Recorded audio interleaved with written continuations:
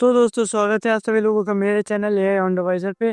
दोस्तों last video में हमने बात किया था कि हमें एआई क्यों नहीं सीखना चाहिए, और आज की वीडियो में हम बात करेंगे कि हमें एआई की कोडिंग क्यों सीखना चाहिए। तो दोस्तों आज के समय पर आप बिना एक लाइन कोड लिखे पूरा ऐप बना सकते हो। कोई भी वेबसाइट एक क्लिक में रेडी हो जाती है। बहुत सारी कोडिंग GPT-4 खुद लिख देता है। तो फिर सवाल ये है कि हमें खुद क्यों सीखना चाहिए। क्या एआई की कोडिंग सीखना जरूरी है, और अगर हम सीखना चाहे तो क्या पहले जैसी ही शुरुआत करनी होगी कि जैसे हम पहले शुरू करते थे तो छोटी छोटी चीजें जैसे कि हेलो वर्ल्ड से शुरुआत करते थे, और हम केवल बेसिक सीखने में ही महीनों खर्च कर दिया करते थे। और क्या ऐसी शुरुआत देनी जरूरी है?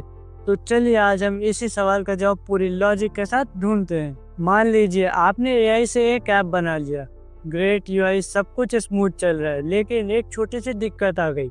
लॉगिन सिस्टम क्रैश हो गया या यूजर डाटा सही से स्टोर ही नहीं हो रहा है। अब क्या करोगे? एआई को डीबग करने के लिए भी तो आपको कोड की समझ होनी चाहिए।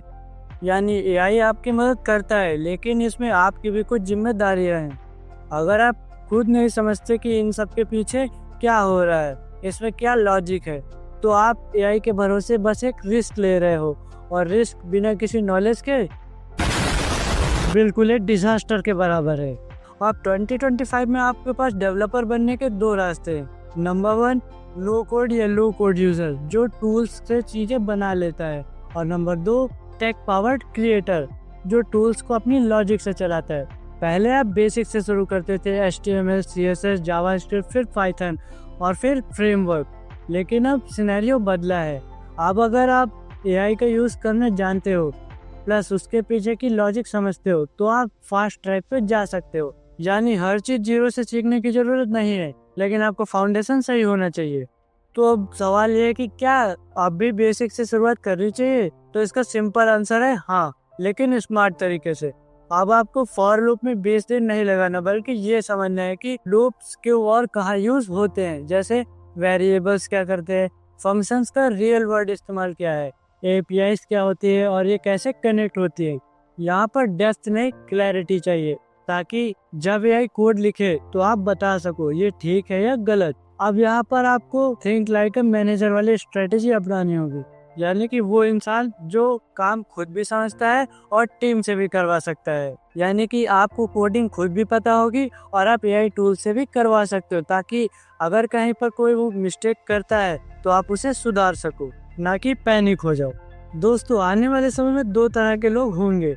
एक जो एआई से चीजें क्रिएट कर लेंगे लेकिन छोटे एरर्स पे फंसेंगे, और दूसरे वो लोग जो एआई को स्मार्ट तरीके से चलाएंगे, उसे कस्टमाइज करेंगे और अपने आप को स्केल करेंगे।